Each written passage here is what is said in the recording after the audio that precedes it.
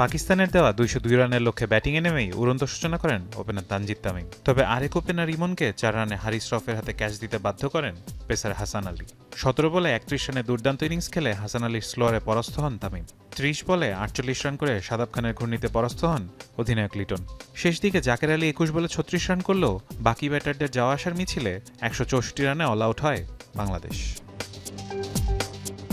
দীর্ঘদিন পরে দলে ফিরেই ৩০ রানে ৫ উইকেট শিকার করেন হাসান আলী। তাকে যোগ্য সঙ্গ দেন লেগ স্পিনার শাদাব খান ও ফাহিম আশরাফরা।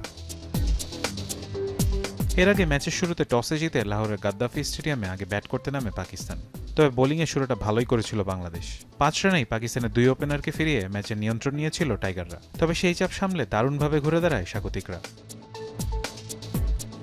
দলের হয়ে সর্বোচ্চ ৫৬ রান করেন অধিনায়ক সালমান আলী আঘা। ২২ বলে ৪৪ রান করে তাকে যোগ্য সঙ্গ দেন পিএসএল এর সেরা হাসান নেওয়াজ।